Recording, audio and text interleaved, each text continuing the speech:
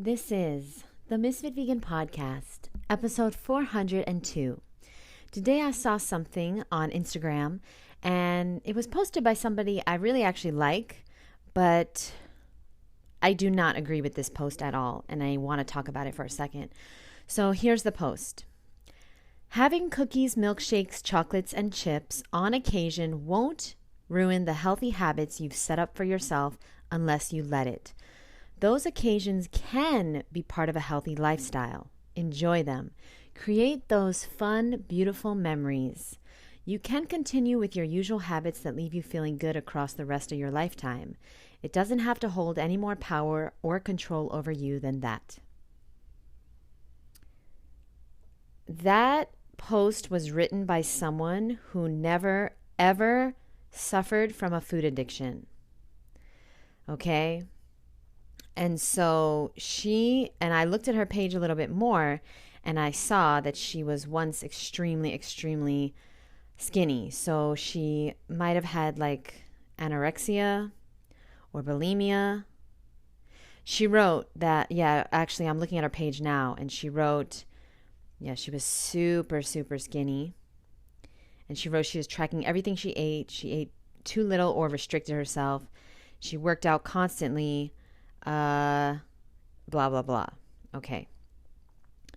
This is not exactly somebody with a food addiction. Okay. So somebody with a food addiction cannot eat the way that she's describing. This is somebody who has never dealt with that. Okay. I'm telling you right now, it's going to be damn near impossible for you to try and take this advice and continue eating the cookies, the milkshakes, the chocolate, the chips, and enjoying them occasionally without destroying your life and your health and your self-esteem. It's just impossible for a food addict, okay? So the reason why moderation doesn't work for food addicts is because it's an addiction. You would never in a million years, and this is what I truly despise about people talking about things they don't know what the fuck they're talking about. Can you imagine if an alcoholic was told, you can have alcohol on occasion as long as you don't let it ruin your life. It can be part of a healthy lifestyle. Enjoy it. Create fun, beautiful memories with alcohol. You can continue with your usual habits that leave you feeling good across your lifetime. It doesn't have to hold any power or control over you other than that. You can drink a little bit. Imagine saying that to a heroin addict. Having heroin won't ruin the healthy habits you've set up for yourself unless you let it.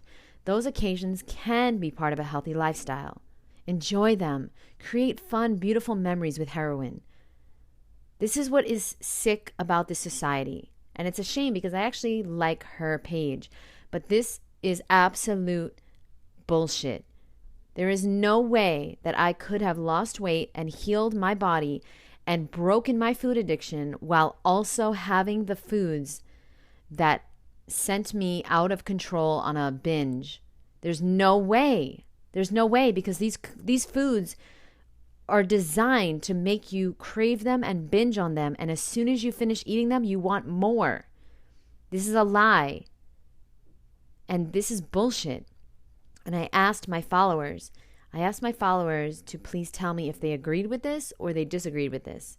And 93% of people said they do not agree. You cannot eat just, once in a while, this bullshit. And then one person wrote, yes, you can eat it sometimes. And then let me go to their page. They are a weight loss coach. They don't have a food addiction. If you believe this, you don't have a food addiction. It's not possible. It's not possible. I don't know what she on, but no. If you're someone who can eat a little bit of unhealthy food and then just like continue on with your life, eating healthy food your whole life, and just like everything's going great and food is not controlling you, then okay, you don't have a food addiction. Great for you. Great for you, boo. But if you're someone who cannot have certain foods in the house, they're trigger foods, you're going to eat them, you're going to binge on them when you feel sad or lonely or depressed or bored, You have a food addiction and there's nothing wrong with you. You just happen to have that. And that's okay. You can learn how to break it. And the step one is to get that stuff out of the house. Get that stuff out of the house, bro. Do not tempt yourself. What are you doing? You're making it harder for yourself. Make it easy for yourself and never. Okay, I just went on like a 10-minute rant and it wasn't recording. I don't know what happened. I mean, I do know what happened. I was on Instagram because the post was on Instagram and then a video played. And once a video plays, I think it shuts off. So that's a tip for all of my podcasters out there. Don't be on Instagram and also recording a podcast. But anyway, I digress. And I just wanted to say, I don't really know where to start or where to finish because I just went on a crazy rant. But I just want to say that not everything on the internet is true. And just because it's on a post with fancy colors and nice font doesn't mean it's true. You know what's true and what's not true. You know that you can't have just one bite of a donut and then, put it away for later or like finish it next week or whatever. Like, if you have a problem with food, it's ruining your life. It's causing you way more pain and guilt and frustration than most people okay? If you have a food addiction. If you have an alcohol problem. If you have a drug problem. If you have a sex addiction. If you have a gambling problem. It. But there's nothing you can do about it because it's the only thing that's making you feel okay. And it's keeping you alive. It's helping you survive. It's the only thing that you feel like makes it like possible for you to get through the day. It's just waiting to eat that food late at night or waiting to go to the casino or watch that porn or have that drink. It's like everything's revolving around that. And you cannot relate if you've never been addicted to something, but I have. And it's tough. It's hard. It's hard to get out of that. It's very hard. But you can do it slowly but surely.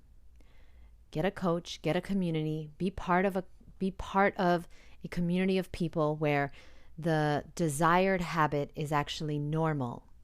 Okay? In society, everyone's walking around like everything's fine. Nobody's an alcoholic, nobody's a porn addict, nobody's a food addict, nobody's on heroin, nobody's on pills, nobody's on prescription drugs, nobody's doing anything wrong. But like in secret, everyone has an addiction.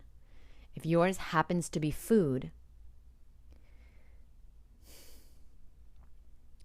you're actually lucky because it's one of the most common, it's one of the most socially acceptable, and it's one of the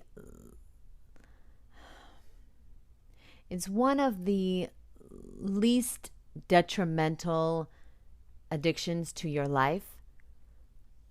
Because, of course, a drug addiction can severely impact your health and your life, and so can an alcohol addiction or a sex addiction. I understand that food addiction is it's going to take a lot more time for it to really, really destroy your life. But what food addiction really does, and although, yes, food addiction causes lots of health issues and diseases and heart attacks and cancer and diabetes, but what it's really doing is destroying your self-worth and your self-esteem and your trust in yourself. It's destroying your body, but also your mind and your soul and your potential. It's ruining your potential. You can't go after the life you want if you're destroying your potential. You can't be who you were born to be and also have an addiction that is unhealthy, and then some people get addicted to healthy things like yoga. You can get addicted to the feeling of yoga, but I wouldn't call it an addiction because, if I miss a day of yoga, it's not the end of the world. If you miss a day of meditation, it's not the end of the world. But if you don't have your fix of your addiction, it's fucking the end of the world. You cannot deal with life And so I want you to see the difference there. And there's no such thing as an addiction to fruit and vegetables, nuts and seeds. Yeah, nuts, they're super high in calories. They can be addictive. But like, it's not the same hold as chocolate or donuts or cookies, cakes, ice cream, dairy, pizza, all those things. And so, yeah, I just wanted to tell you that I feel you. I understand you. There's nothing wrong with you. You're not bad or stupid. I want you to start trying to find ways to love yourself. Okay? And one of the best ways is to simply just give yourself a hug. Just give yourself a hug.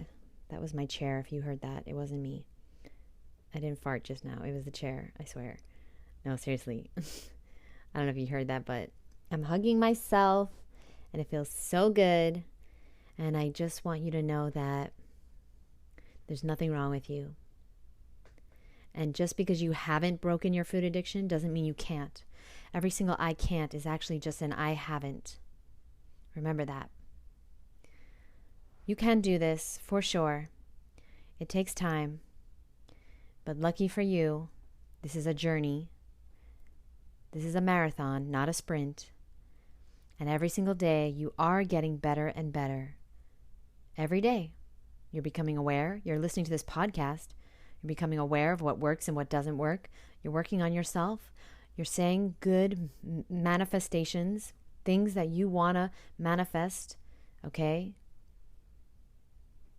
And you got this. You got this. I'll see you in the next episode. Bye.